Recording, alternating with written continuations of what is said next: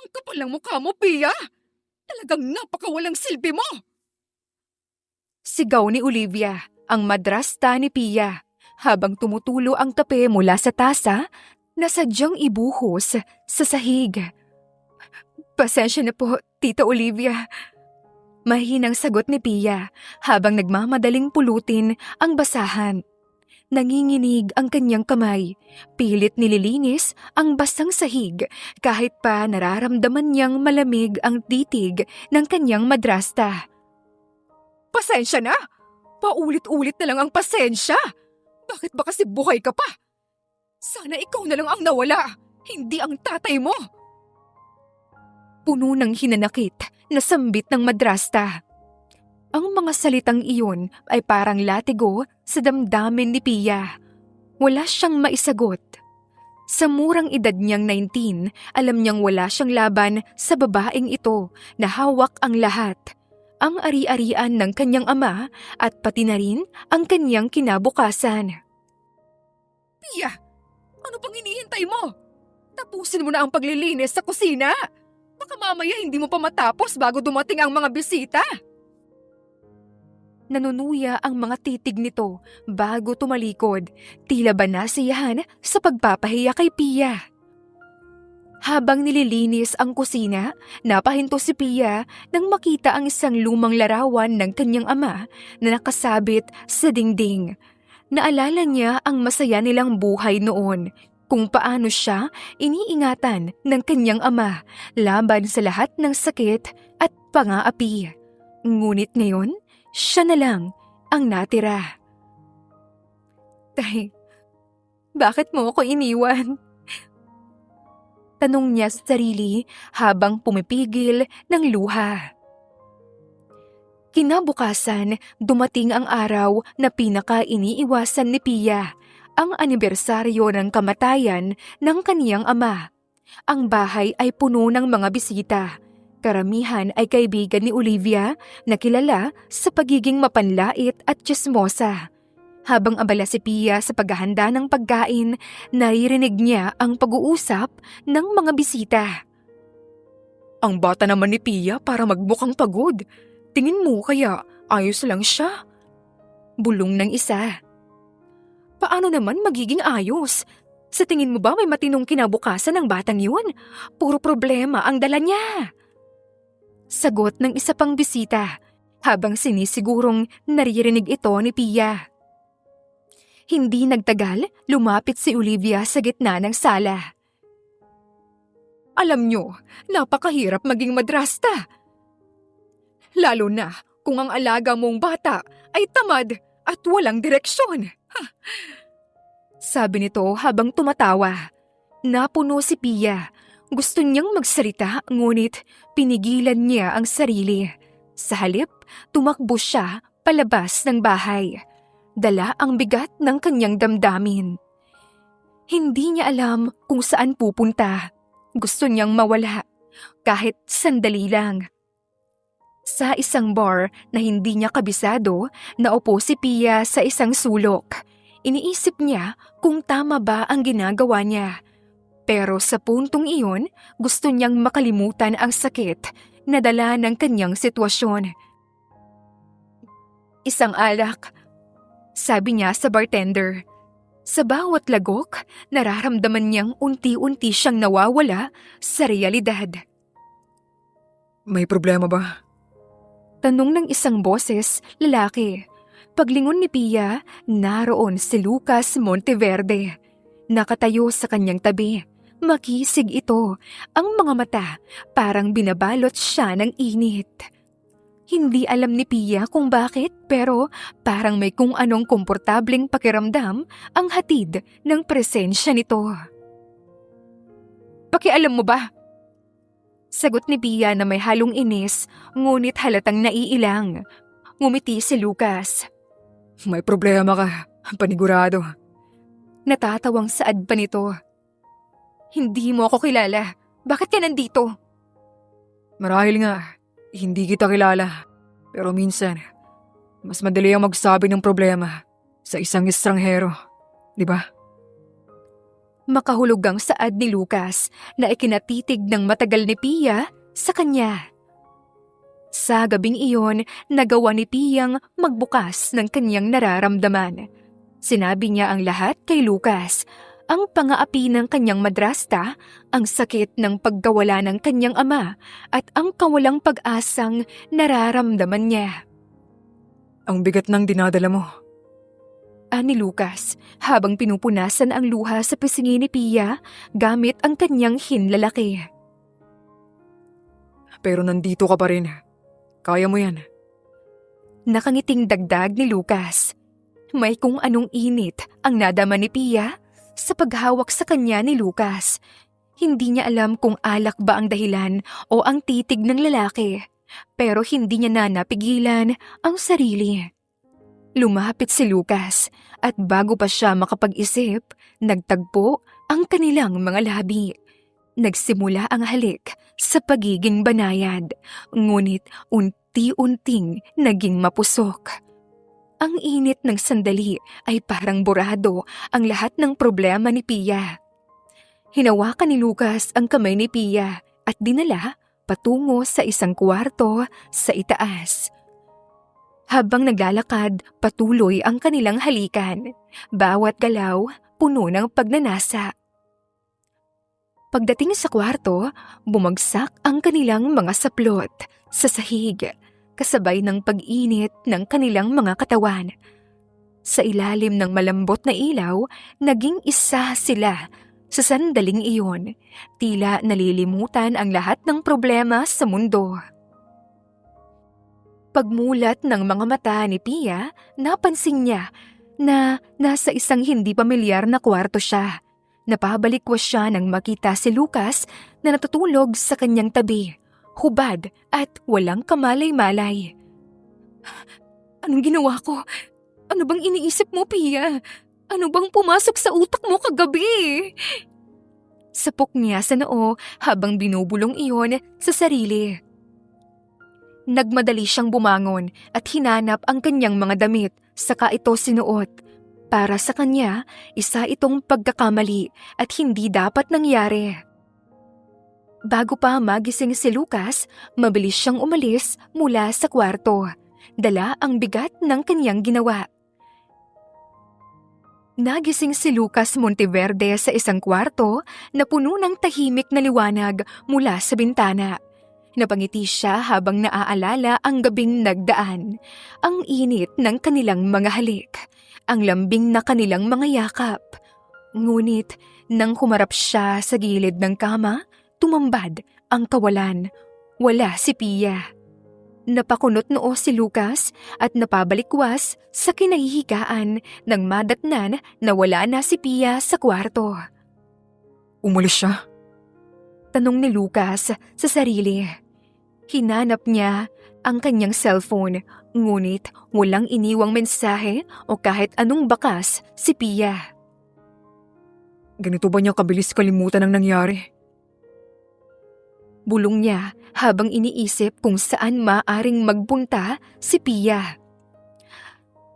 Sa kabila ng kaunting inis, natawa siya sa sarili at pabagsak na naupo sa kama. Hindi pa tayo tapos, Pia. Hahanapin kita.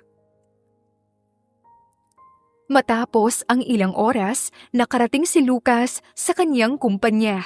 Pumarada siya sa harapan ng matayog na gusali, kung saan sinalubong siya ng mga empleyado. "Good morning, Sir Lucas!" Bati ng ilang empleyado. Kalmado namang tumango si Lucas sa kanila bilang tugon. Pagpasok niya sa lobby, sinalubong siya ng kanyang sekretaryong si Thomas, isang matangkad at seryosong lalaki na tila laging nasa mood para magsermon. Sir Lucas, mabuti at naisipan mong magpakita. Sabi ni Thomas habang nagmamadaling lumapit. Alam mo bang nagkakagulo ang board kagabi dahil sa bigla mong pagkawala at ang mga paparazzi? Halos hindi ko na alam kung paano sila pigilan. Napangiti si Lucas sa inis ni Thomas. Relax ka lang, Thomas. Alam mong kaya ko naman silang harapin. Hindi natuwa si Thomas. Relax. Sir, Big deal itong ginawa mo. Nagagalit na ang nanay mo dahil hindi mo sinipot ang dinner kagabi. Lalo na at pinakilala ka niya sa babaeng gusto niyang pakasalan mo. Napakunot noo si Lucas at tumigil sa paglalakad. Ang pagbanggit sa kanyang ina at ang planong pagpapakasal nito para sa kanya nagdala ng inis sa kanyang damdamin. Thomas, ilang beses ko bang kailangang sabihin sa kanya na hindi ako magpapakasal sa babaeng yun? Di ko siya mahal. At kailanman, hindi ko magagawa ang gusto ng ina ko. Tumikhim si Thomas. Alam nitong nagising ang inis ng amo. Kaya ba bigla kang nagpunta sa bar kagabi? Tanong nito na para bang alam niya na ang sagot. Hindi ko na kasi kaya. Pinipilit niya akong magpakasal sa isang tao na wala akong nararamdaman. Gusto ko lang makalimot kagabi. Gusto ko lang malimutan lahat ng problema ko. Kahit isang gabi. Sagot ni Lucas habang nagpatuloy na sa paglalakad patungo sa kanyang opisina. Nilingon niya si Thomas bago pumasok sa loob. At alam mo ba, nang gabing yun, nahanap ko ng dahilan kung bakit ayokong magpakasal sa babaeng yun. Nakangising saad ni Lucas. At ano naman ang dahilan nun, Sir Lucas? Tanong ni Thomas, curious na curious. Tumigil si Lucas, ngumiti ng bahagya at sinagot ito ng, Nahanap ko na ang babaeng matagal ko nang hinahanap. Sa araw rin na yon, nagsimulang maghanap ng impormasyon si Lucas. Ang bar na yon kung saan niya nakilala si Pia, hindi naman ganun kalaki. Kaya sigurado siyang madali niya itong matutunton. Ang problema, kung paano niya ito haharapin pagkatapos ng ginawa niya kagabi. Hindi siya nagsisisi, pero alam niyang may bigat ang nangyari sa kanilang pagitan. Hindi yun bastang sandali lang para sa kanya. Pia, kung inaakala mong tapos na tayo, nagkakamali ka. Hahanapin kita. Hindi ako titigil hanggat hindi kita muling nakikita. Habang nakatuon siya sa paghahanap, isang tawag ang dumating mula sa kanyang ina. Tumigil siya, tinitigan ang cellphone, ngunit piniling huwag sagutin. Ayaw niyang magpatali sa mga plano ng kanyang ina, lalo na at nahanap niya ang dahilan kung bakit niya gustong magsimula ng bago. Pagdating ni Pia sa kanilang tahanan, ramdam niya agad ang bigat ng atmosfera. Ang tahimik na paligid ng bahay ay hindi nangangahulugan ng kapayapaan. Bagkus, ito ay isang babala lamang ng paparating na gulo. At saan ka na naman galing, ha? Agad na sigaw ni Olivia habang sinasalubong si Pia sa pinto. Ang kanyang stepmother halatang kanina pa naghihintay. Ang mga mata niya ay naglalagablab sa galit. Galing po ako sa library. Nag-aaral po ako para sa exams. Library? Baka kung saan-saan ka lang gumagala. Wala ka bang ibang alam gawin kundi gamitin ang pera ng tatay mo na iniwan sa akin? Isa kang pabigat, Pia! Pabigat ka! Galit na sabi ni Olivia habang humahakbang palapit kay Pia. Hindi siya mapakali. Alam niyang kahit anong paliwanag ang gawin niya, hindi siya pakikinggan. Kung buhay lang ang tatay mo, malamang siya pa ang hiyang-hiya sa ginagawa mo. Napakalaki ng gastos sa'yo pero tingnan mo. Ano ang maipagmamalaki mo, ha? Wala. Tahimik lang si Pia. Pilit na pinipigilan ang mga luha. Ayaw niyang makita ng kanyang madrasta ang kahinaan niya. Ngunit mas lalong nag-init si Olivia sa kawalan ng reaksyon niya. Sumagot ka naman, ha? Ano? Sabay hawak sa braso ni Pia ng mahigpit. Napangiwi sa sakit si Pia. O baka naman gusto mo na lang na umalis rito. Dahil kung ako ang masusunod, matagal na kitang pinalayas. Sa kabila ng lahat ng hirap sa kanilang tahanan, pilit pa rin ni Piyang ituloy ang kanyang pag-aaral ng abogasya. Alam niyang ito lang ang tanging paraan para makaalis sa impyernong buhay na kanyang kinalalagyan. Subalit, kahit sa paaralan, hindi niya maiwasang maalala ang gabing yon. Ang lalaking estranghero na nagbigay sa kanya ng sandaling paglimot sa lahat ng sakit at problema. Kahit hindi niya alam ang pangalan nito, paulit-ulit na bumabalik sa kanyang isip ang muka, mga ngiti at ang malalim na tinig ng lalaki. Pia, ano ba yan? Ang lalim ng iniisip mo. Biro ng kanyang kaibigang si Lani habang tumabi sa kanya sa cafeteria. Wala, napagod lang siguro. Sagot ni Pia habang nagkunwari ng isang ngiti. Ngunit alam niyang hindi ito totoo. Laging nasa isipan niya ang lalaking iyon. Pagbalik sa bahay, napansin ni Pia na parang laging nangihina ang kanyang katawan. Madalas siyang hilo at hindi makakain ng maayos. Sa simula, inakala niyang ito ay dahil lamang sa stress. Pero nang magsimula siyang magtaka sa mga pagbabago sa kanyang katawan, nagpasya siyang magpa-check up. At doon niya nalaman ang isang balita na tila isang bomba sa kanyang buhay. Siya ay buntis. Hindi siya makapaniwala. Natatakot si Pia sa kanyang sitwasyon ngayon. Hinawakan ni Pia ang kanyang tiyan habang tahimik na umiiyak sa loob ng maliit na klinika. Paano ko sasabihin to? Kanino? Diyos ko, ano na ang gagawin ko? Hindi pa ako handa. Umiiyak niyang sambit. Pag-uwi niya sa bahay, sinikap niyang itago ang kalagayan. Ngunit habang lumilipas ang mga araw, hindi niya maiwasang mag-isip. Ang batang ito sa kanyang sinapupunan ay ang bunga ng gabing yun. Ang gabing kasama niya ang estrangherong lalaki. Hindi nagtagal, nalaman ni Olivia ang lihim ni Pia nang aksidente niyang makita ang mga resibo ng gamot na binili ni Pia. Ano to? Tanong ni Olivia habang hawak ang resibo. Nothing po, Tita Olivia. Nothing? Ano itong mga prenatal vitamins? Galit na tanong sa kanya ng madrasta habang itinapon ang resibo sa mukha ni Pia. Tita, sorry po. Hindi ko rin po sinasadya. Mahinang sagot niya habang nanginginig na umiiyak na. Hindi sinasadya! Diyos ko, Pia! Hindi ka lang pabigat! Isa ka ring kahiya-hiya! Sigaw ni Olivia habang tinutulak si Pia papunta sa dingding. Kanino ha? Sinong ama ng batang yan? Sabihin mo sa akin! Hindi makapagsalita si Pia. Alam niyang wala siyang masasabing makakabawas sa galit ng kanyang madrasta. At hindi pa roon natapos ang galit ni Olivia. Kinabukasan, habang nasa paaralan si Pia, may kasama ang kanyang stepsister na mga kaibigan.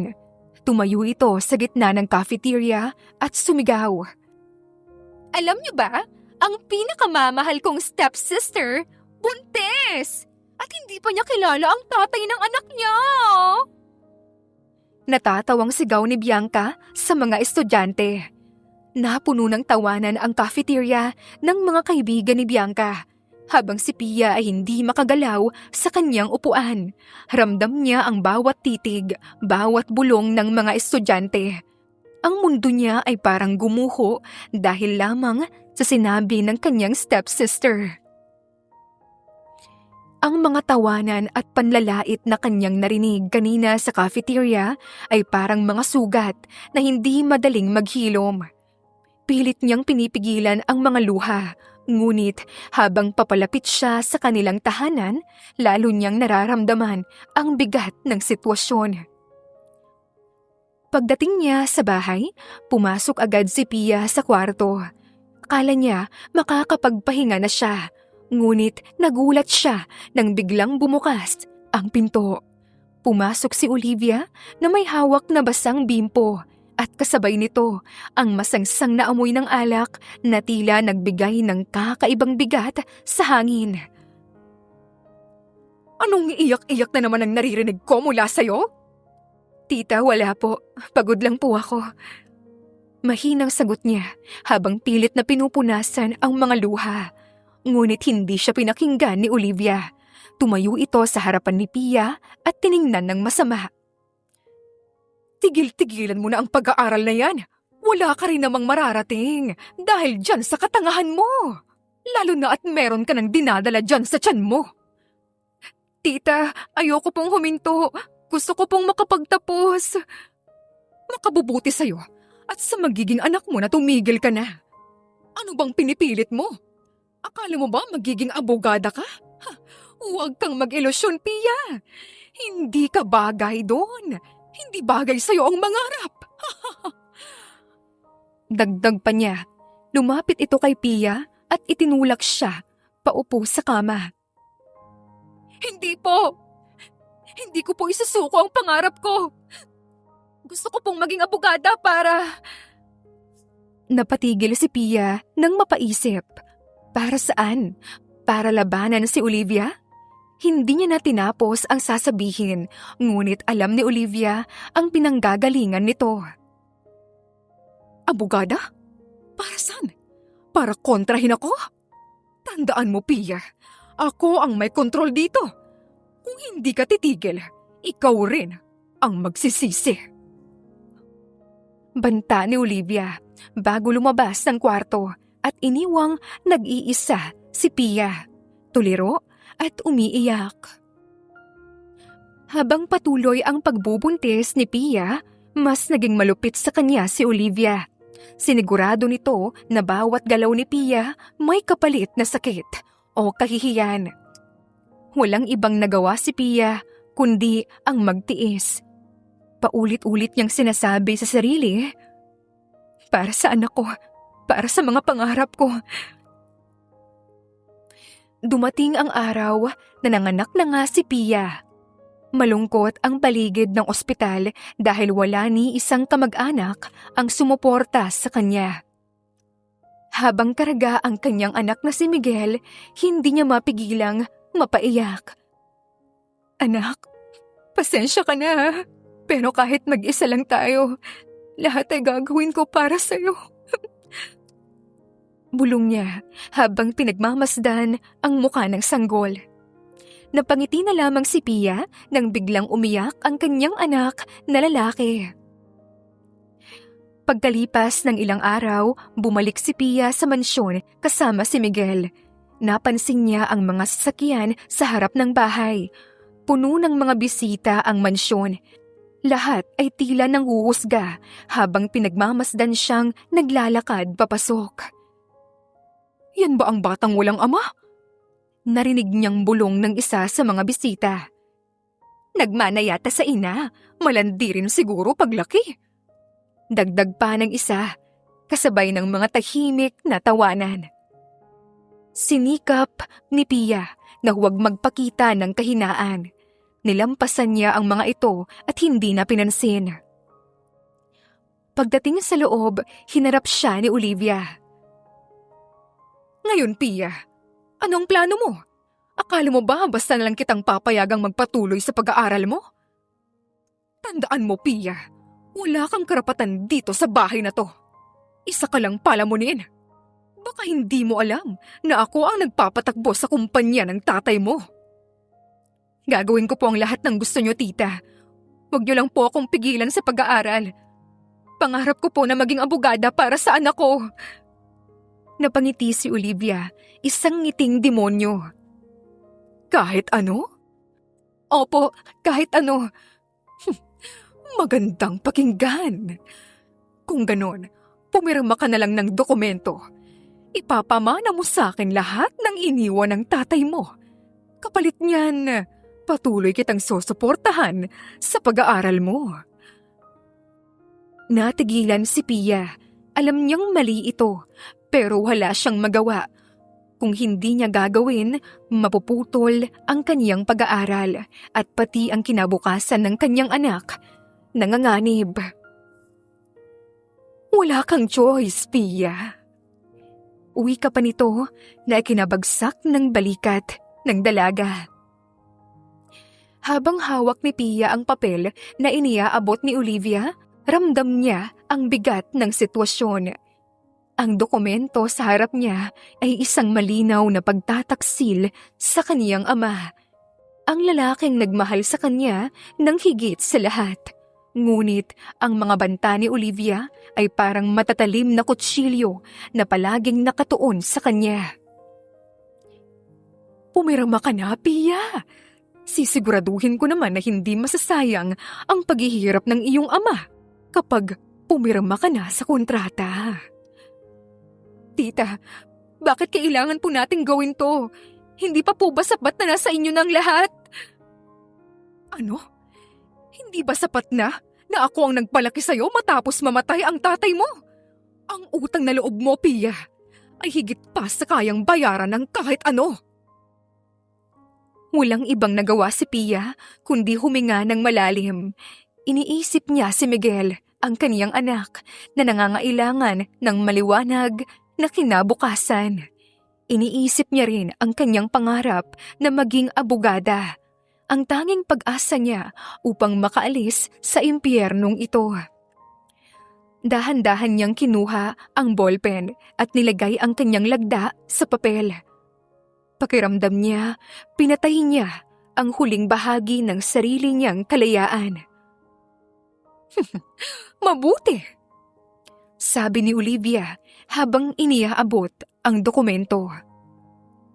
Ngayon, mag-aral ka hanggat gusto mo. Pero tandaan mo, sa akin na ang lahat.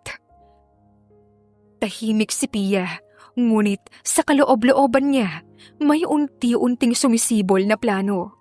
Hindi siya papayag na habang buhay magpaapi. Balang araw, babawiin niya ang lahat, hindi lamang ang ari-arian ng kanyang ama, kundi pati ang kanyang dignidad. Pagkatapos ng gabing yun, muling binalikan ni Pia ang kaniyang pag-aaral. Determinado siyang patunayan na kaya niyang maabot ang kanyang pangarap sa kabila ng lahat ng hadlang. Subalit, sa tuwing napapatingin siya sa kanyang anak, bumabalik sa isip niya ang gabing iyon sa bar. Sino ang lalaking iyon at paano niya ipapaliwanag kay Miguel ang tungkol sa kanyang ama? Makalipas ang ilang linggo, sa isang seminar na dinaluhan ng mga estudyante ng abogasya, hindi sinasadya ay nag-cruise ang landas ni Pia at Lucas. Hindi agad napansin ni Lucas si Pia, ngunit agad na napatigil si Pia nang makita siya. Siya yun, bulong niya sa sarili habang pilit tinatago ang kaba.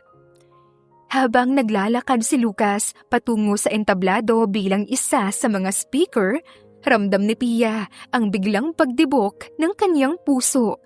Hindi siya maaaring magkamali.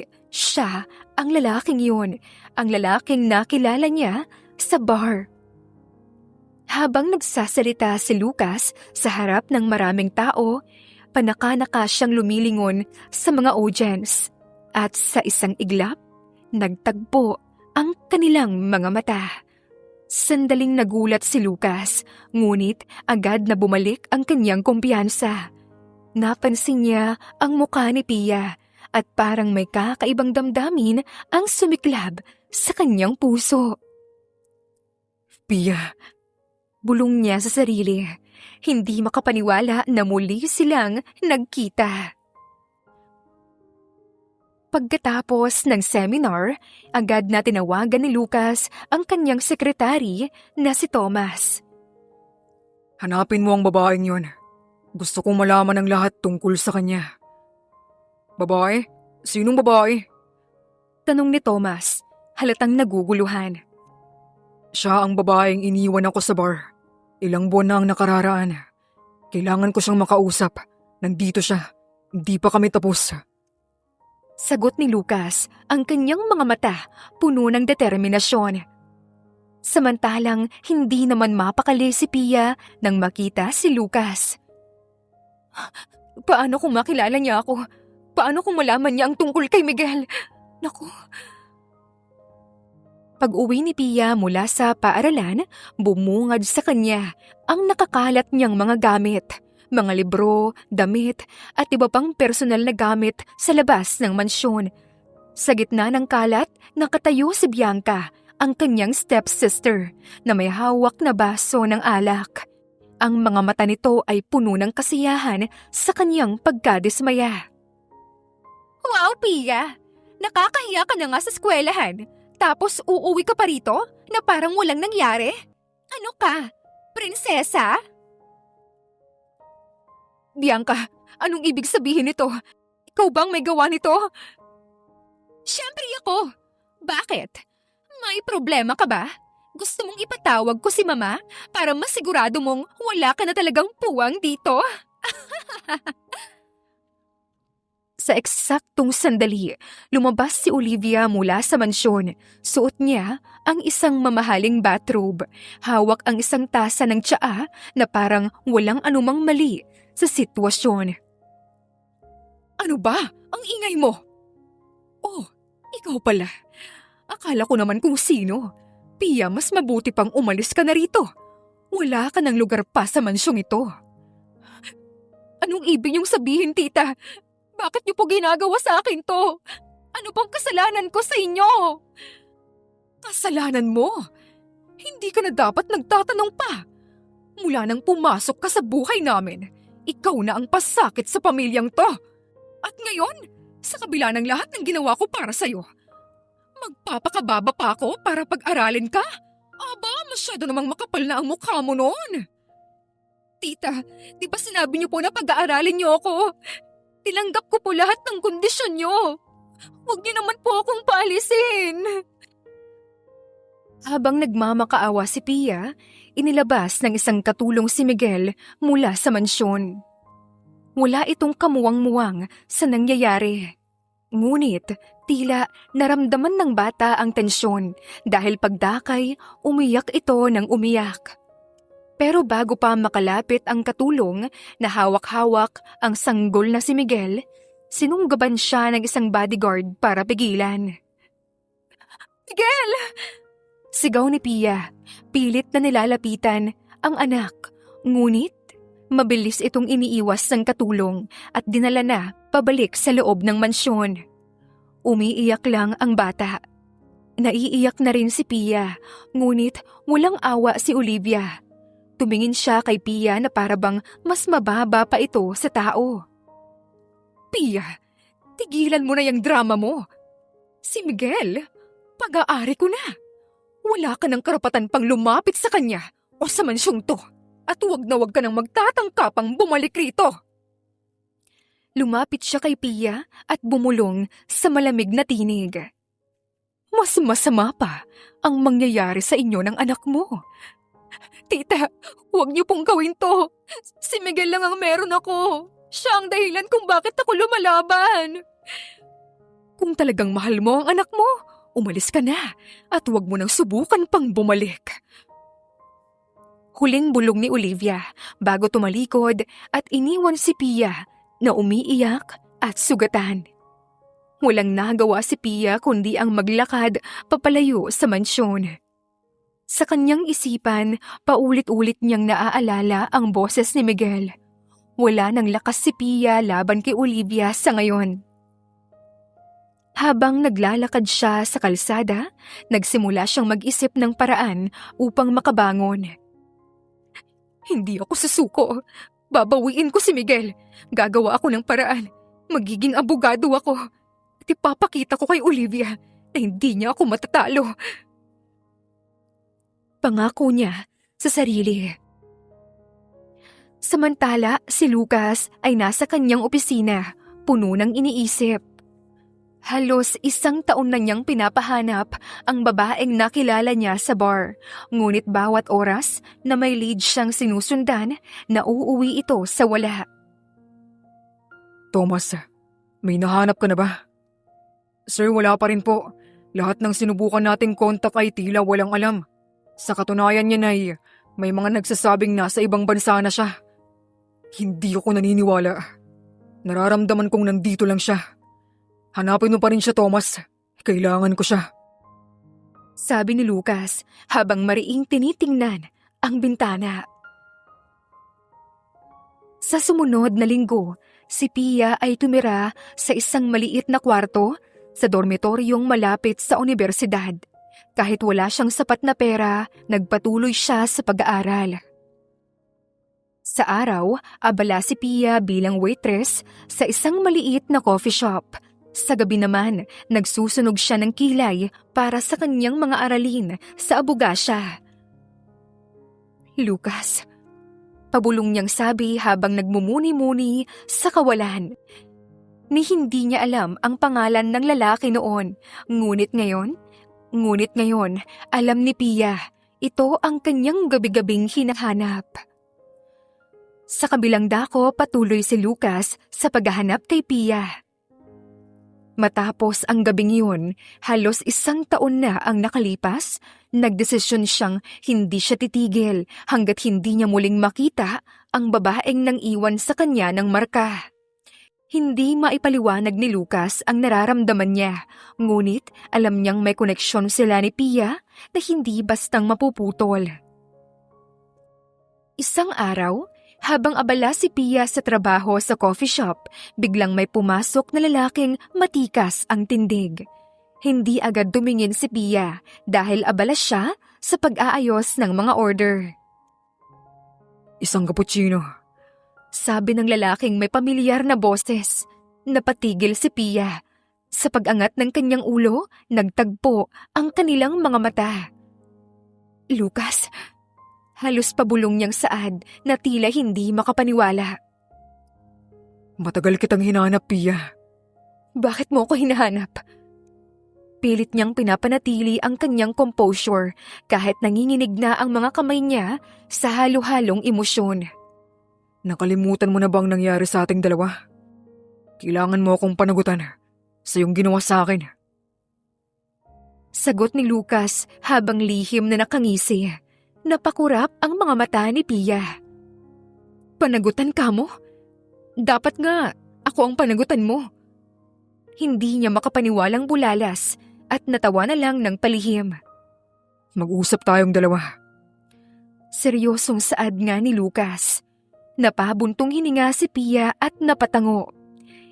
Iginiyan niya si Lucas na umupo sa isa sa mga mesa.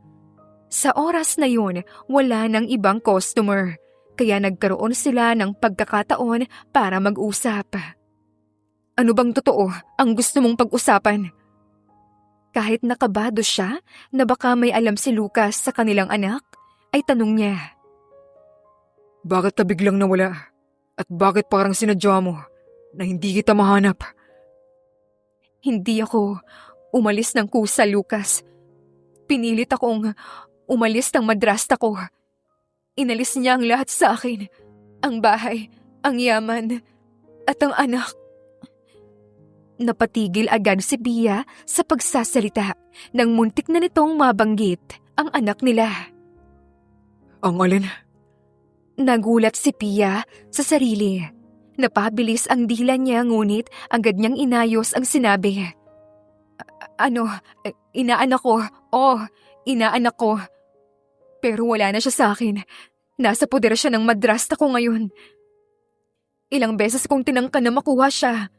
Pero malakas ang kontrol ng madrasta ko. Wala akong laban. Tumigil sandali si Lucas sa katumingin ng seryoso kay Pia. Kung wala kang laban, bakit hindi mo ako hinanap? Kaya kitang tulungan. Hindi pa tayo masyadong magkakilala para humingi ako ng tulong sa'yo. Hindi ko rin naman alam kung sino ka eh. Napalunok ng laway si Lucas nang ma-realize yun. Kahit na. Pero kahit na. Di ba sinabi ko naman sa'yo nung una pa lamang, na maaasahan mo ko.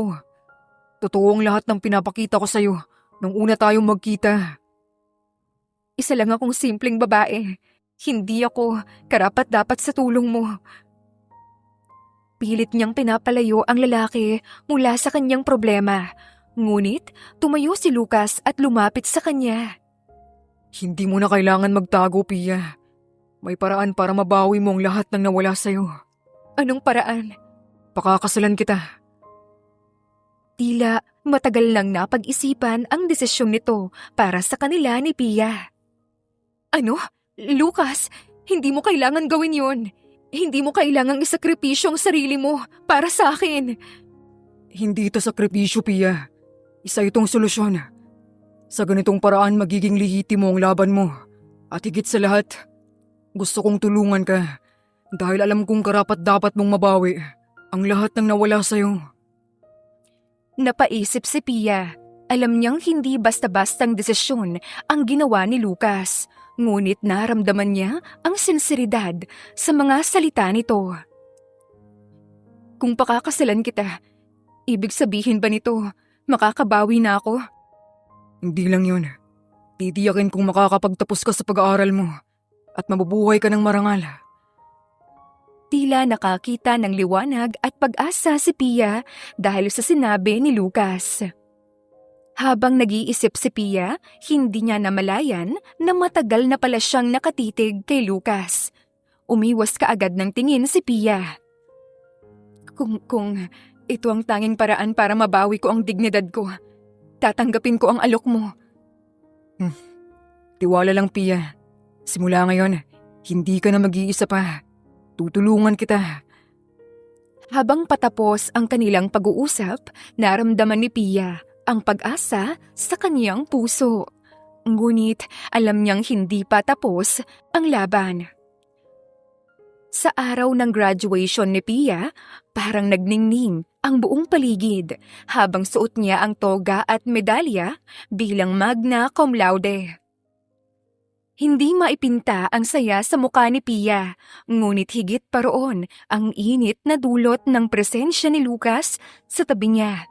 Ang mga tingin ng kanyang mga kaklase at guro ay nakatuon sa kanila na tila nagtatanong kung sino ang makisig na lalaking kasama niya. Habang naghihintay na tawagin ang kanyang pangalan, nagsimula ang mga tanong ng kanyang mga kaklase. Pia, sino yung gwapong kasama mo? Tanong ni Lani, ang malapit niyang kaibigan, na may ngiting puno ng kilig. Ngumiti si Pia, pilit pinipigil ang kaba. Si Lucas, fiancé ko. Halos mabingi siya sa sariling sagot, ngunit hindi niya ito pinahalata. Halos mabali ang leeg ni Lani at ng iba pa nilang mga kaklase sa kanyang sinabi. Fiancé? Grabe ka, Pia! Kailan pa to? Bakit naman hindi mo man lang sinabi sa amin? Hindi ko lang kasi naisipang ikwento. Alam mo naman, busy sa school at sa mga bagay-bagay. Sagot niya na sinusubukang maging kasyual ang tono. Pinigilan naman ni Lani ang pagtawa. Pia, ikaw na talaga. Grabe, fiancé agad. Mukha namang napakaswerte mo sa kanya. Sa halip na sumagot, hinawakan ni Lucas ang kamay ni Pia. Nagbigay ng ngiti at sumagot sa halip. Actually, ako ang maswerte kay Pia. Nagulat si Pia sa bigla ang pagsagot ni Lucas, kaya sinubukan niyang ibaling ang usapan. Lani, mamaya na yan. Tawag na nila ang pangalan ko.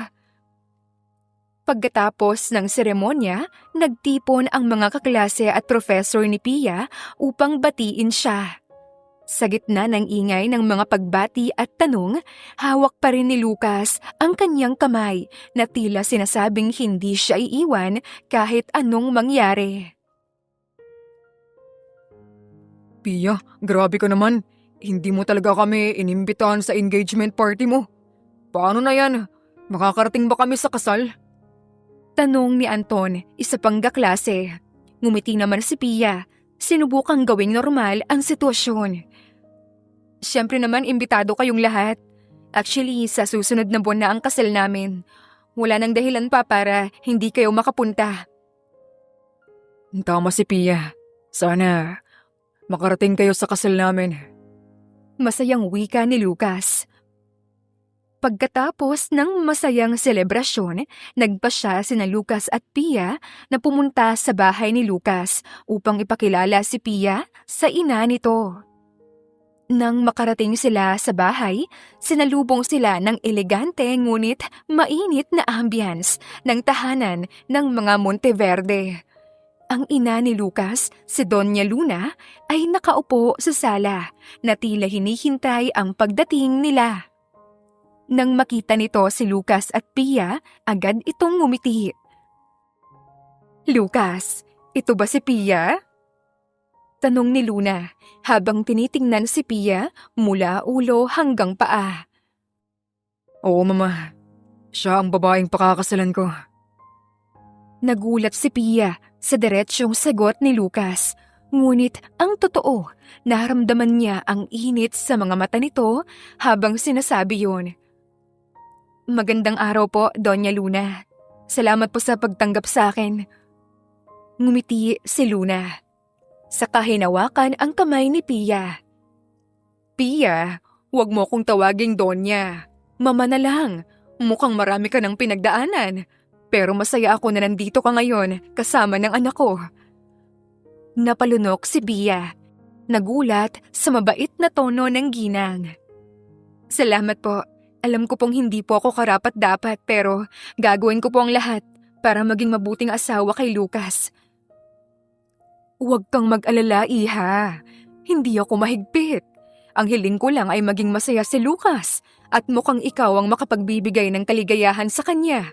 At isa pa, sa wakas magkakaroon na ako ng apo." Masiglang saad ba nito?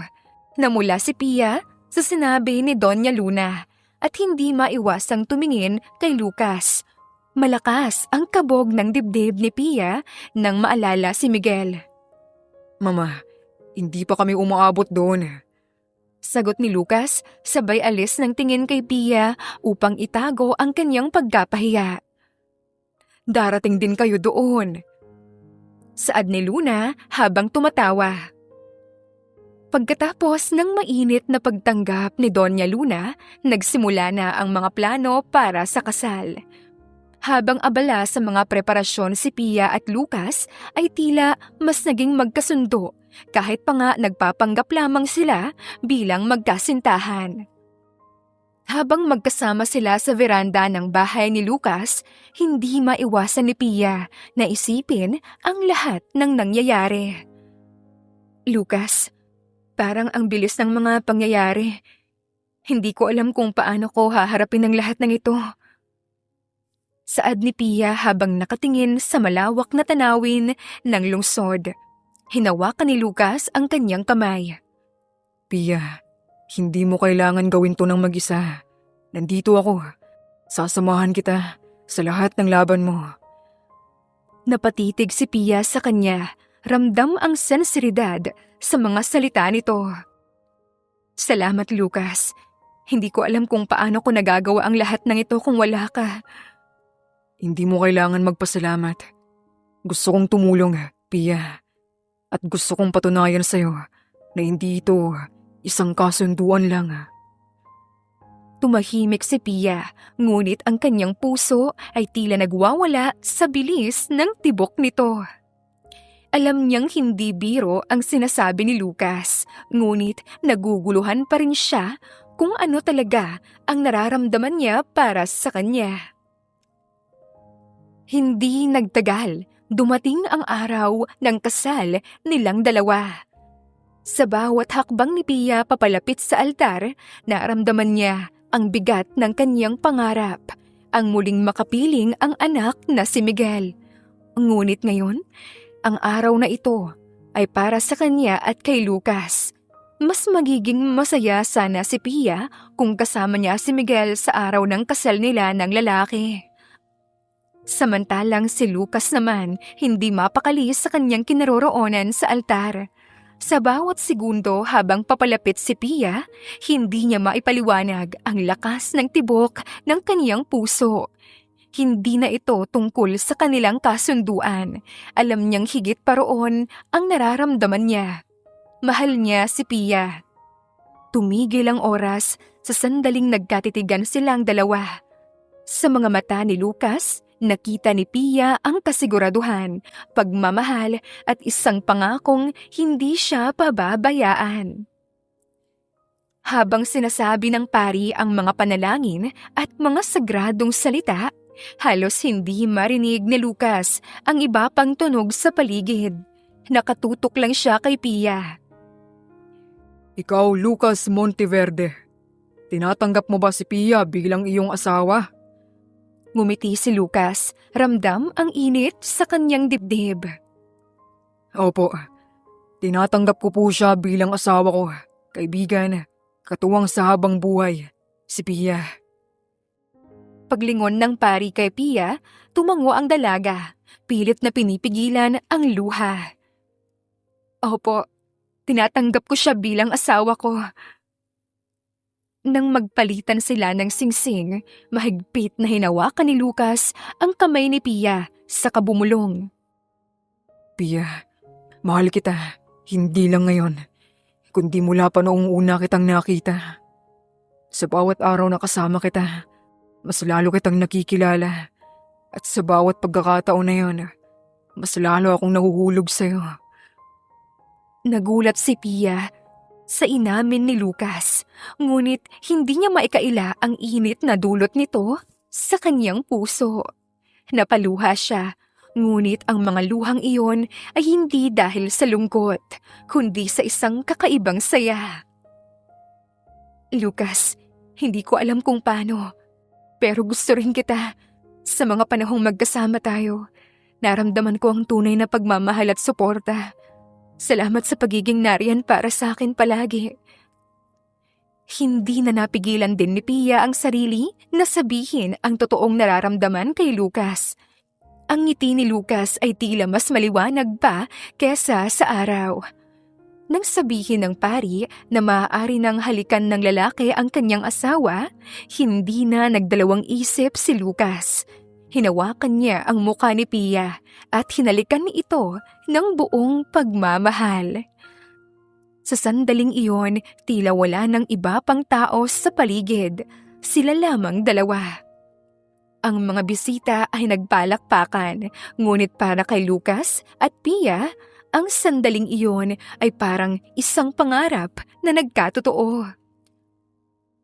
Pagkatapos ng masayang selebrasyon sa reception, kung saan parehong ngumiti at tumawa ang bagong kasal, nagpunta sina Lucas at Pia sa magiging bahay nila. Pagbaba mula sa sasakyan, binuhat ni Lucas si Pia. Pia Monteverde, handa ka na ba sa bagong yugto ng buhay natin, ha? Lucas, seryoso ka pa rin ba sa pagbubuhat? Kaya ko naman maglakad. Hindi. Sa unang gabing to, gusto kong ipadama sa'yo na ikaw ang reyna ng bahay na ito. Sagot ni Lucas habang tinititigan si Pia. Pagpasok nila sa bahay, inilapag niya si Pia sa kama. Sa ilalim ng malambot na liwanag ng kwarto, niyakap ni Lucas ang asawa. Pia, salamat sa pagtitiwala sa akin. Alam kong hindi madali para sa'yo ang lahat ng ito. Pero gusto kong malaman mo na handa akong protektahan ka, ano man ang mangyari. Bulong niya habang nakatingin sa mata ng asawa. Kinagat ni Pia ang kanyang labi, ramdam ang bigat ng sasabihin niya. Lucas, may kailangan akong sabihin sa'yo. Ano yun, Pia? Lucas, may anak ako. Anak? Sino ang ama, Pia? Sa'yo, Lucas. Si Miguel, anak natin. Nanatiling tahimik si Lucas sa loob ng ilang segundo. Nabigla si Lucas, ngunit dahil sa galit, sa halip, tila napuno ng pag-aalala at pagmamahal ang kanyang muka. Anak natin? Pia, bakit hindi mo sinabi sa akin kaagad? May anak pala tayo. Lucas, hindi ko alam kung paano sasabihin at sa lahat ng nangyari, nawala siya sa akin. Kinamkam ng madrasta ko ang karapatan ko bilang ina. Wala akong magawa. Hinawakan ni Lucas ang mga kamay ni Pia at tumingin ng diretsyo sa mga mata nito. Kahit nabigla si Lucas, inuna muna nitong pakalmahin si Pia. Pia, hindi kita sinisisi. Pero tandaan mo ito, hindi ko hahayaan na malayo pa rin sa iyo ang anak natin. Pangako Pia, babawiin natin siya. Napaluha si Pia. Sa sandaling iyon, naramdaman niya na hindi siya nag-iisa. Lucas, salamat. Ngumiti si Lucas at hinaplos ang mukha niya. Walang magpapasalamat. Anak ko pa rin siya, Pia. At bilang pamilya, magkasama nating haharapin ang lahat ng ito. Saka madamdamin niyang niyakap ng mahigpit si Pia. Napapikit si Lucas at pinoproseso sa isipan kung totoo ba talagang may anak sila ni Pia. Matagal siyang nawalay sa mag-ina niya kaya't hindi niya maiwasang isisi sa sarili kung bakit nagkahiwalay sila ni Pia ng kaniyang anak. Sa bawat haplos ni Lucas kay Pia, ramdam niya ang pagmamahal at init ng damdamin. Nakapulupot ang mga kamay nila sa isa't isa at tila walang mundo sa labas ng kanilang silid. Pia, Bulong ni Lucas habang hinahaplos ang pisngi ng asawa. ito, hindi lang dahil sa init ng katawan natin. Gusto kitang mahalin sa paraang nararapat. Dahil mahal kita, Pia. Hindi nakapagsalita si Pia, ngunit ang kanyang mga mata ay puno ng emosyon. Lumapit siya kay Lucas at ginawaran ito ng halik. Isang halik na puno ng kasiguraduhan. Sa gabing iyon, sa ilalim ng mga bituin na sumisilip sa bintana, nagbigay sila ng sarili nila sa isa't isa. Ang bawat sandali parang sinadyang tumigil ang oras. Pagdilat ni Pia, naramdaman niya ang mga bisig ni Lucas na nakayakap sa kanya. Isang ngiti ang gumuhit sa kanyang labi. Good morning, Mrs. Monteverde. Bati ni Lucas habang hinahalikan ang noo ni Pia. Good morning. Magpahinga ka muna. Ako na ang bahala sa lahat ngayon. Sabi ni Lucas at bumangon na, saka nagsimula ng magluto ng agahan. Hindi mapigilan ni Pia ang matawa habang pinapanood si Lucas na abala sa kusina. Ang aga mo namang magluto, Lucas. Hindi ko alam na may ganyan ka palang talento. Para sa'yo, Pia. Gusto kong ipadama sa'yo na kaya kitang alagaan kahit sa pinakamaliit na paraan. Matapos mag-almusal at maligo, magkasamang nagtungo sina Pia at Lucas sa opisina ng madrasta ni Pia. Ang kumpanya na minsang naging bahagi ng buhay ni Pia, tila naging simbolo ng kaniyang paghihirap. Ngunit ngayon, bumalik siya bilang isang matagumpay na abogada at asawa ng isang makapangyarihang negosyante. Pagpasok pa lamang nila sa opisina, nagulat na si Olivia at ang anak nitong si Bianca. Halata sa mukha ng madrasta ang takot at pagkabigla, habang si Bianca naman puno ng inggit at galit. Well, look who decided to show up. Sabat ni Bianca na may mapanuyang ngiti. Anong ginagawa mo dito, Pia? Hindi ka na bahagi ng pamilya. Hindi ako pumunta rito para makipagplastikan. Nandito ako para ipaalala sa inyo na kahit ilang beses niyo akong itaboy, hindi kayo magtatagumpay. Ngayon, narito ako bilang asawa ni Lucas Monteverde. Ngumiti si Pia nang sabihin yon. May tapang ang kanyang ekspresyon. Halos manghina si Olivia sa narinig. Si Bianca naman namula sa galit. Asawa? Pinakasalan mo ang lalaking yan para lang sa pera? Watch your words, Bianca. Hindi ko hahayaan na bastusin mo ang asawa ko. Tumawa si Lucas, ngunit ang kanyang tono ay puno ng bahid ng banta. Hindi napigilan ni Bianca ang kanyang galit. Inangat niya ang kanyang kamay, akmang sasampalin si Pia. Ngunit mabilis na hinawakan ni Lucas ang braso nito. Subukan mo lang saktan ang asawa ko at sisiguraduhin kong hindi mo magugustuhan ang susunod na mangyayari.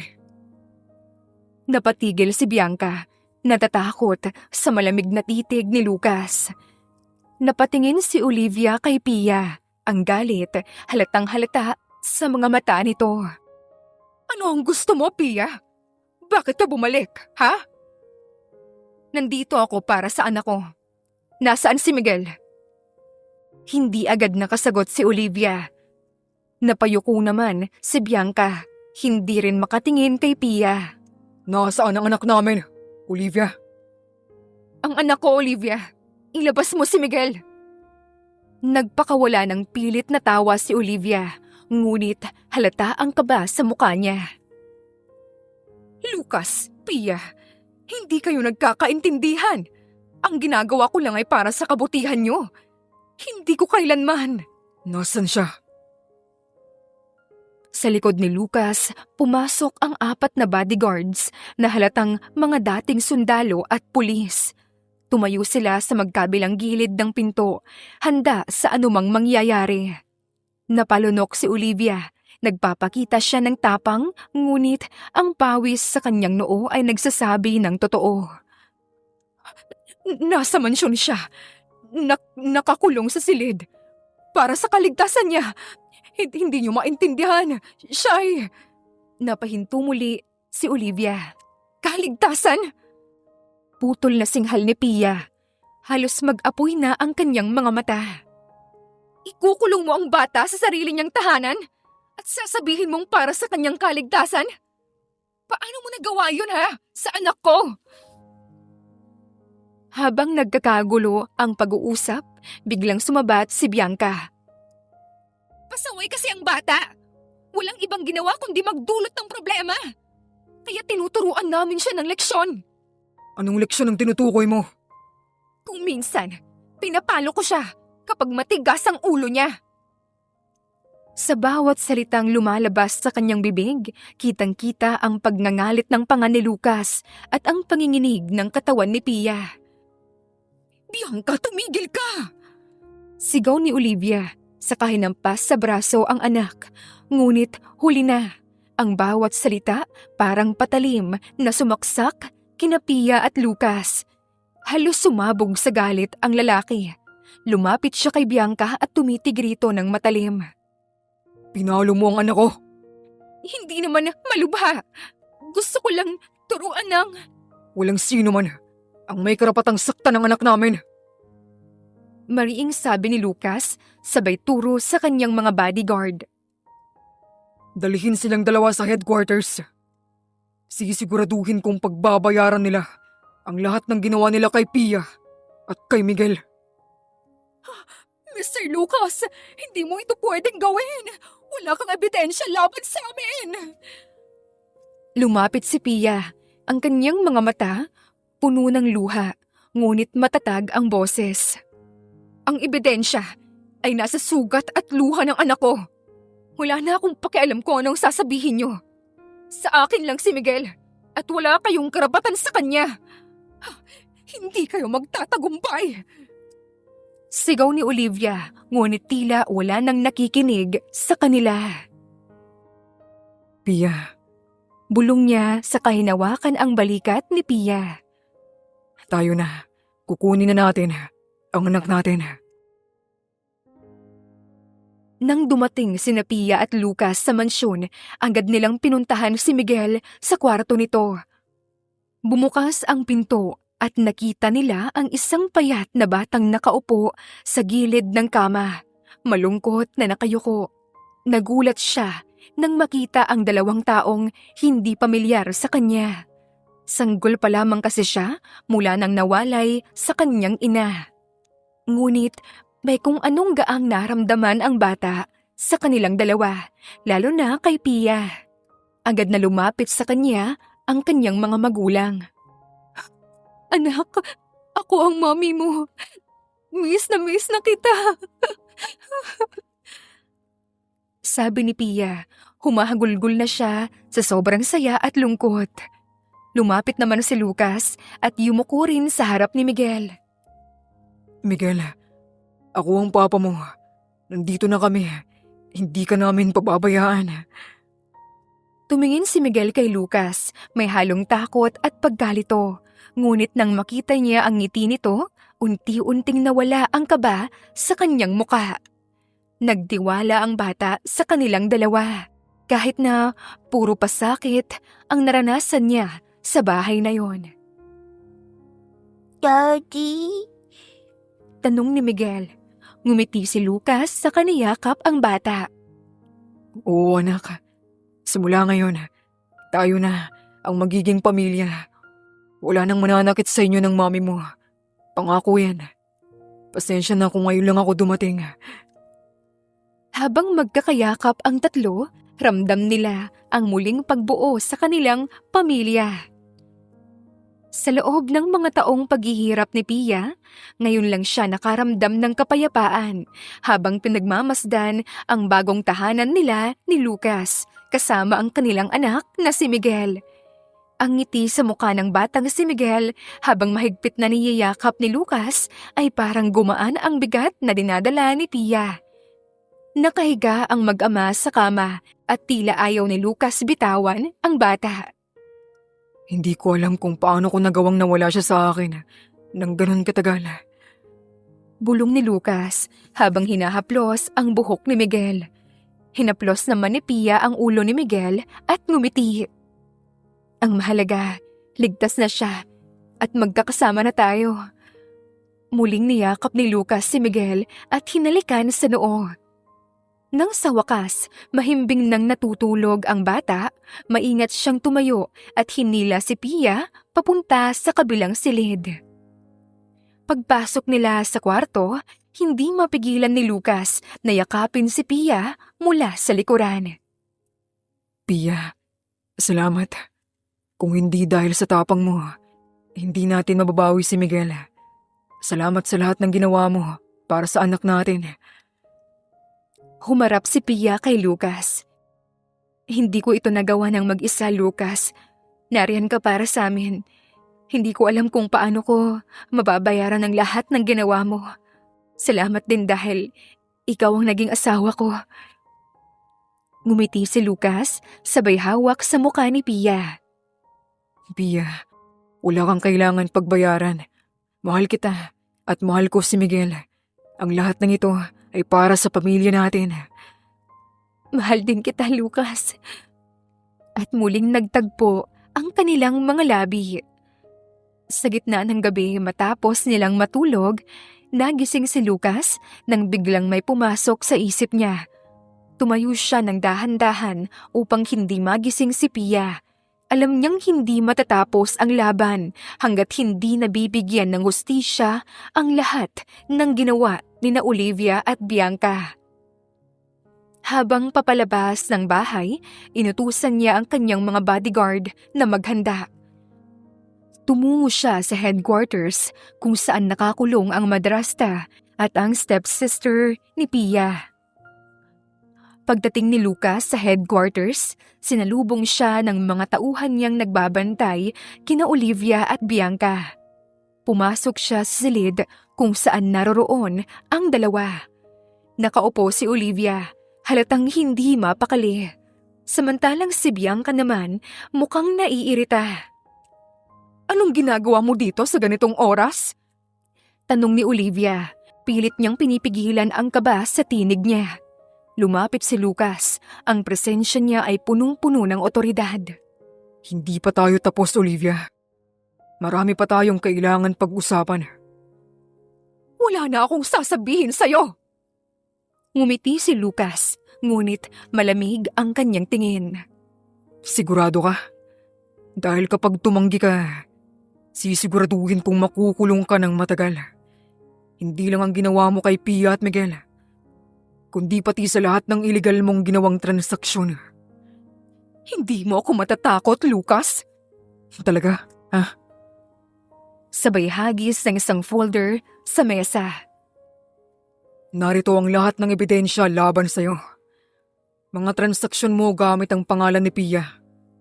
Mga illegal na dokumento. At pati ng pang-aabuso mo sa anak namin. Kung hindi mo isasauli ang lahat ng ninakaw mo kay Pia, sisiguraduhin kong wala kang maiiwang dangal sa pangalan mo. Halos hindi makapagsalita si Olivia. Napatingin siya kay Bianca na halatang natataranta rin. Anong gusto mo? Isauli mo ang lahat ng ari-arian at yamang ninakaw mo kay Pia. Lahat ng karapatan na pinaghirapan ng pamilya niya, ibalik mo. Kung hindi, masisira ang buhay mo at makukulong ka ng habang buhay. Paano ko naman malalaman na hindi mo ako ididiin kahit isauli ko ang lahat? Hindi mo na kailangan malaman. Ang mahalaga, makukuha ni Pia ang nararapat para sa kanya. Ngayon pumili ka. Isasauli mo ang lahat o ipapahiya kita sa harap ng lahat. Fine, isasauli ko ang lahat. Pero hindi ibig sabihing natatalo ako. Ngumisi si Lucas at agad na pinakawalan ang stepmother at stepsister ni Pia. Pagkatapos ng sagupaan, umuwi si Lucas sa bahay nila. Nadatnan niyang mahimbing pa rin ang tulog ng mag-ina. Lumapit siya sa kanila.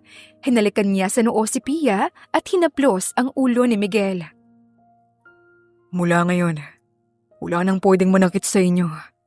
Hindi ko kayo hahayaan. Nagising si Pia sa amoy ng nilulutong almusal mula sa kusina. Napangiti siya habang iniunat ang kaniyang katawan. Lumabas siya ng kwarto at bumungad sa kanya ang masayang tanawin. Si Lucas, nakasuot ng apron habang tinuturuan si Miguel mag-crack ng itlog. Tumatawa ang mag-ama sa bawat pagkakamali ni Miguel. Ngunit hindi maikakaila ang kasiyahan sa kanilang mga muka. Good morning, Mommy. Gising ka na pala. Nakangiting wika ni Lucas nang napansin si Pia. Si Miguel naman ay agad na tumakbo papunta kay Pia sa kaniyakap ng mahigpit. Mami, tagal mong magising. Komento naman ni Miguel. Pasensya ka na kung natagalan si Mami, anak. Natulog mantika kasi ako eh. Humarap si Miguel kay Pia. Ang mukha nito ay puno ng inosenteng tanong. Mama, bakit po ngayon niyo lang po ako kinuha? Ang hirap-hirap po dun sa bahay na iba. Lagi po nila akong sinasaktan. Miguel, patawarin mo si Mommy. Huli na ako nang dumating para iligtas ka. Lumapit si Lucas at niyakap ang mag-ina. Tama na yan. Wala na tayo sa nakaraan. Ang mahalaga, magkakasama na tayo ngayon. Gagawa tayo ng masasayang alaala na hindi natin malilimutan. Pagkatapos ng agahan, nagpasya ang tatlo na mamasyal sa isang kilalang beach resort. Pagdating nila, agad na tumakbo si Miguel papunta sa buhanginan. Bitbit ang kanyang yaya na kasamang magbantay. Tumatawa si Miguel habang nagtatampisaw sa mababaw na tubig. Kitang-kita sa mukha nito ang kaligayahan. Habang pinagmamasdan nila ang anak, magkatabi sina Lucas at Pia sa buhangin, nakatingin sa malawak na dagat. Alam mo, Pia, hindi ko akalain na magiging ganito kasarap ang pakiramdam na may pamilya. Dati, puro trabaho lang ginagawa ko. Ngayon, may dahilan na ako para umuwi at maghintay ng bukas. Napangiti si Pia at sinandal niya ang ulo sa balikat ni Lucas. Maraming salamat, Lucas. Hindi ko alam kung paano ko mabubuo ang buhay namin ni Miguel kung wala ka. Pia, mahal kita at mahal ko si Miguel. Kayo ang buhay ko. Hindi na napigilan ni Pia ang kanyang emosyon at hinalikan si Lucas. Isang malambing at taus-pusong halik na puno ng pagmamahal at pasasalamat. Nang magtakip silim na, magkakasama silang nagpiknik sa dalampasigan. Kumakain si Miguel ng paborito niyang ice cream habang pinapakita sa kanila ang mga kabibe at buhanging dinala niya mula sa Pampang. Si Lucas naman ay nakaakbay kay Pia at tahimik na pinagmamasdan ang kanilang anak. Ang saya pala ng ganitong buhay, no? Simula pa lang to, Pia. Mas magiging maganda pa ang magiging kinabukasan natin. Habang unti-unting nilalamon ng gabi ang dalampasigan na puno ng tawanan, pagmamahalan at bagong alaala ang kanilang pamilya. Ang kanilang nakaraan ay naging pundasyon upang mas maunawaan ang tunay na halaga ng pagmamahal at pagkakaisa. Pagkarating nila sa bahay, nakita nilang mahimbing na natutulog si Miguel sa backseat ng sasakyan. Marahang binuhat ni Lucas ang kanilang anak at iniakyat ito sa kwarto. Ang bigat mo na, anak. Biro ni Lucas habang hiniga ang bata sa kama. Tumawa naman ng mahina si Pia habang inaayos ang kumot ng bata. Siguraduhin mong bantayan siya. Utos ni Lucas sa yaya ni Miguel. Tumango naman ito, halatang seryoso sa tungkulin. Tara na. Tanong niya kay Pia at tumango naman ito. Pagdating sa korte, nagulantang sila sa eksena. Nagwawala si Bianca. Hindi matanggap ang desisyong binaba ng hukom. Hindi pwedeng ganito! Hindi kayo pwedeng manalo! Lahat ng to'y para sa akin! Sigaw ni Bianca habang pilit itong inaawat ng mga pulis. Si Olivia naman ay tahimik lang sa gilid. Tanggap na niya ang pagkatalo. Ngunit halatang may galit pa rin sa puso. Nang titigan siya ni Pia, ngumiti ito ng mapait. Hindi mo pa rin ako matatalo ng tuluyan. Bulong nito sa malamig na tinig. Hindi na pinansin pa ni Pia ang madrasta. Ngunit si Lucas ay lumapit dito. Seryoso ang ekspresyon. Wala na kayong magagawa. Ito na ang huling pagkakataon na manggugulo kayo sa pamilya ko. Tumango ang mga pulis at dinala na si Olivia palayo. Habang pinupulot naman ng mga pulis si Bianca, galit pa rin itong tumitili. Isinisigaw niyang babalik siya at babalik para bawiin ang lahat ng sa kanya. Tumalikod naman si Pia. Hindi niya na kayang pakinggan pa ang masakit na mga salita. Ramdam ni Lucas ang bigat ng nararamdaman nito, kaya agad niya itong niyakap. Nasa bisig ba rin ni Lucas si Pia habang tahimik itong umiiyak. Lucas, hindi ko alam kung kaya ko silang patawarin. Hinalikan ni Lucas ang tuktok ng ulo nito. Hindi mo kailangan magpatawad kung hindi mo pa kaya. Ang mahalaga, ligtas ka na. Ligtas na si Miguel at tapos na ang bangungot. Hindi mo kailangan pilitin ang sarili mo. Napatingin si Pia sa kanya sa kapilit ng umiti. Pero hindi ko maiwasang magalit. Galit ako sa lahat ng ginawa nila. Lalo na kay Miguel. Sinaktan nila ang anak natin, Lucas. Paano ko mapapatawad yun? Pia, hindi natin kayang kontrolin ang nakaraan. Pero kaya nating ayusin ang hinaharap. Ako nang bahala sa kanila. Wala na silang magagawa pa. Ang kailangan mo lang gawin ay mahalin ang sarili mo at si Miguel. Ako nang bahala sa lahat. Salamat, Lucas. Hindi ko alam kung paano ko malalampasan ang lahat ng ito kung wala ka. Pangako, Pia. Hinding-hindi ko kayo pababayaan. Nakangiting saad ni Lucas at hinapit si Pia para yakapin ng mahigpit. Pagbalik nila sa bahay, nadatnan nila si Miguel na gising na at masayang naglalaro ng mga laruan kasama ang yaya nito. Tumakbo si Miguel papunta sa kanila at yumakap. Mami, Daddy, saan kayo galing? Wala, anak. Sinigurado lang namin na magiging masaya na ang buhay natin simula ngayon. Sagot ni Pia habang hinahalikan ang noo ng anak. Nagyakapan silang tatlo. Ramdam nila ang init ng pagmamahalan na unti-unting binubuo ng tadhana para sa kanila. Tahimik ang paligid nang bumaba si Pia mula sa sasakyan. Sinundan siya ni Lucas habang buhat ang natutulog na si Miguel. Sa harap ng malawak na mansyon, napuno ng emosyon si Pia. Dito siya lumaki, sa lugar na puno ng mga alaala ng kaniyang pagkabata. Mami, ito po bang bagong bahay natin? Tanong ni Miguel habang hinahaplos ang kamay ni Pia. Napangiti naman si Pia sa anak at yumuko para makipantay sa kanya. Hindi anak, dito ako lumaki. Dito rin, nakatira noon si lolo mo. Ang laki pala, Mami!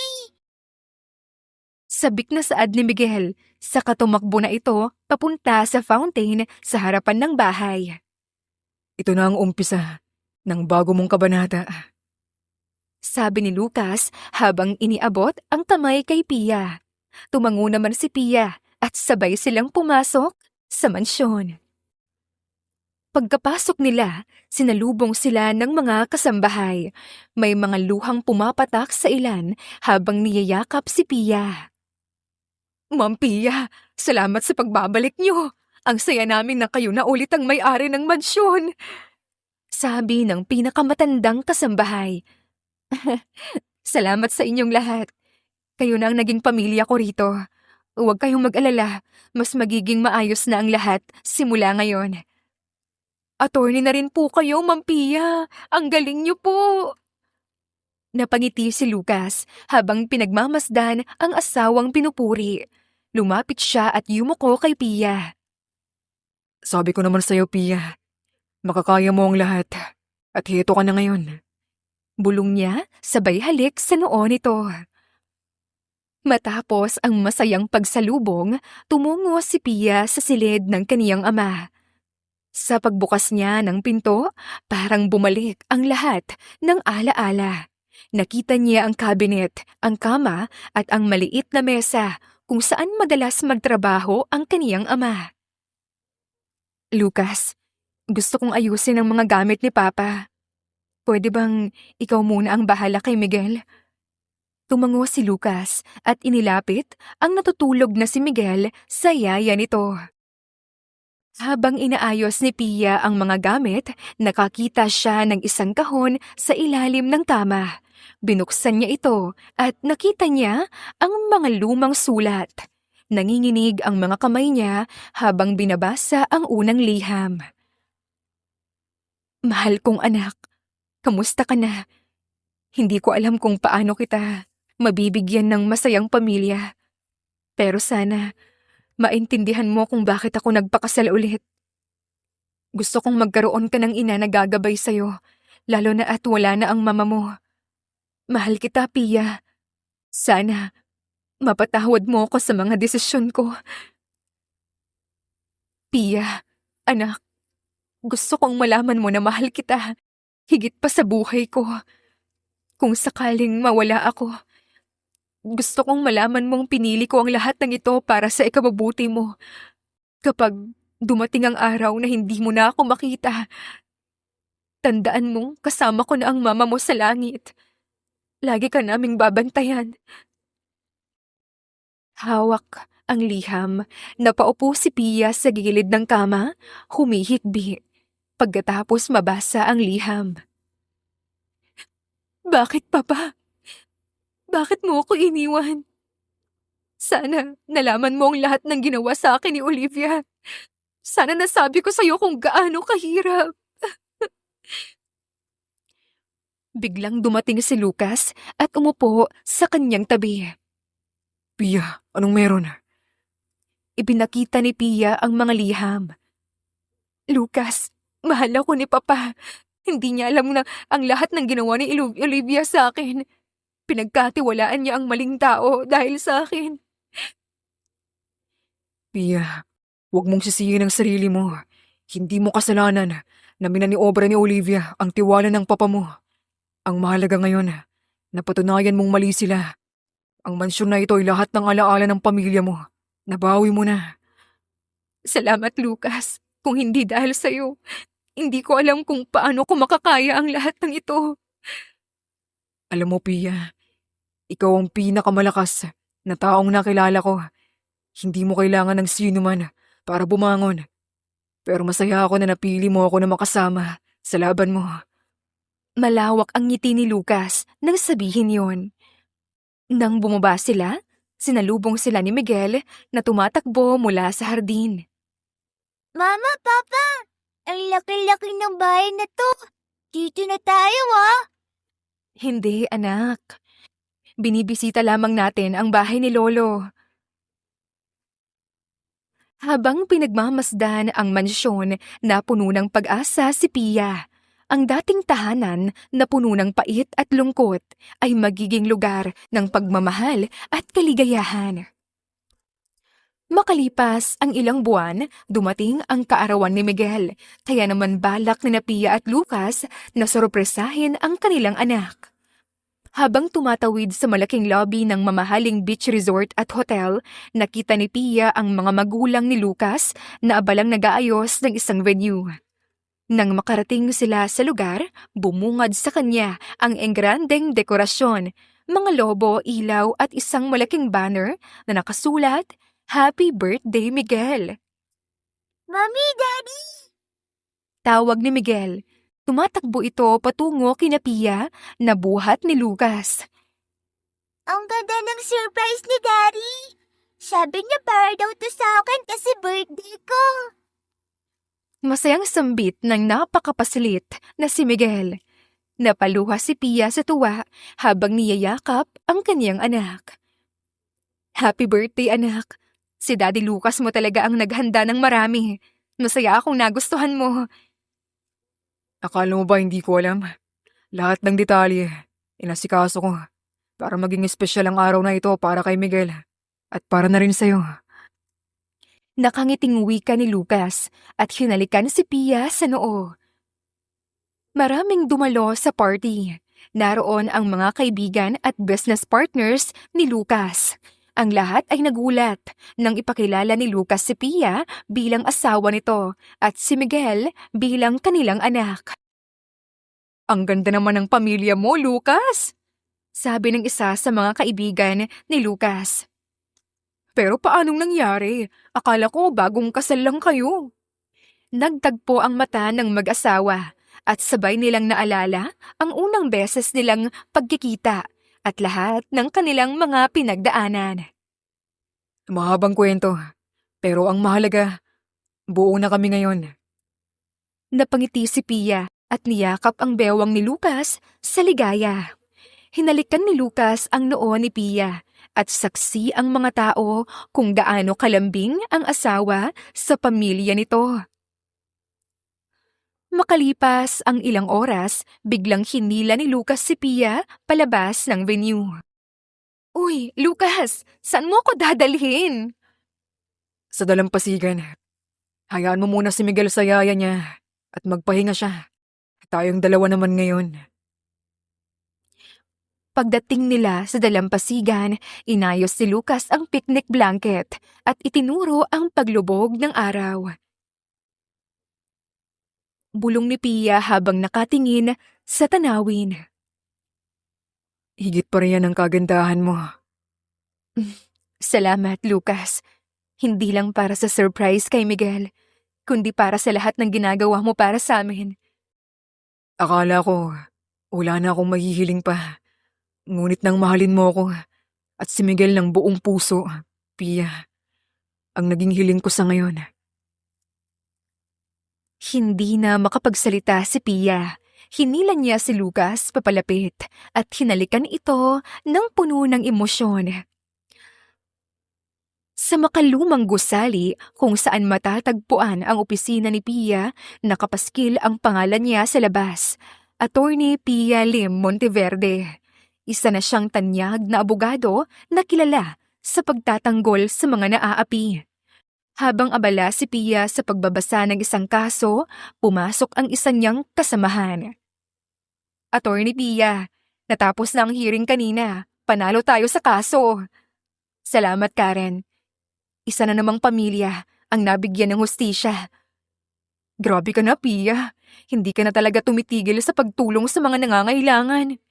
Alam mo, Karen, noong bata pa ako, parang wala akong laban. Ramdam ko ang kawalan ng lakas laban sa mga tao na dapat sana nagmamahal sa akin. Kaya sinabi ko sa sarili ko na kapag nagkaroon ako ng pagkakataon, magiging boses ako ng mga tulad kong walang laban noon. Samantalang si Lucas naman kararating lang sa parking lot ng gusali. May dala siyang bouquet ng pulang rosas at isang maliit na kahon. Habang naglalakad papunta sa office ni Pia, hindi mawala ang ngiti sa kanyang muka. Pagkabukas ng pintuan ng office ni Pia, tumakbo si Miguel papasok at niyakap ang ina. Mommy! Miss na kita! Sigaw ni Miguel habang mahigpit na niyayakap ang ina. Oh, miss na rin kita, anak. Kumusta naman ang araw mo? Mommy, sabi ni Papa may surprise daw siya para sa'yo. Pumasok si Lucas, nakangiti habang hawak ang bouquet. Lumapit siya kay Pia at iniabot ang mga rosas. Happy anniversary, Mrs. Monteverde. Ikaw talaga, Lucas. Hindi mo talaga nakakalimutan ang espesyal na araw natin. Maluhaluhang saad ni Pia at niyakap si Lucas sa sobrang tuwa. Paano ko naman makakalimutan? Lahat ng tungkol sa'yo, ikabisado ko na. Hindi ko maaaring kalimutan ang importanteng araw na ito. Habang sila ay nag-uusap, naalala nila ang lahat ng pinagdaanan. Alam mo, Lucas, kung iisipin ko ang lahat ng sakit at hirap na naranasan ko noon, parang imposibleng makakarating ako sa puntong ito. Pero dahil sa'yo, nagkaroon ako ng lakas. Ikaw ang naging sandalan ko. Hindi, Pia. Ikaw ang nagbigay sa akin ng bagong dahilan para mabuhay. Kung wala ka, wala akong direksyon. Ngayon, ikaw at si Miguel ang mundo ko. Niyakap ni Pia si Lucas ng matagal, tila dinadama ang init ng katawan sa isa't isa, habang pinagmamasdan si Miguel ng may ngiti sa labi. Pagkalipas ng ilang oras, nagpasya silang mag-celebrate sa isang maliit na restaurant malapit sa dagat. Habang kumakain, pinanood nila si Miguel na tumatakbo sa buhangin, masaya at malaya. Tingnan mo siya, Pia. Siya ang bunga ng lahat ng pinagdaanan natin. Dahil sa kanya, alam kong kaya mo natin harapin ng kahit ano pa. Tama ka. Wala nang puwang ang sakit sa pamilya natin. Hindi ko hahayaan na mawasak ang puso ni Miguel dahil sa akin. Hinawakan ni Lucas ang kamay ni Pia. Sabay nilang tiningnan ang paglubog ng araw. Isang simbolo na tapos na ang mga bagyo sa kanilang buhay at isang bagong umaga ang parating.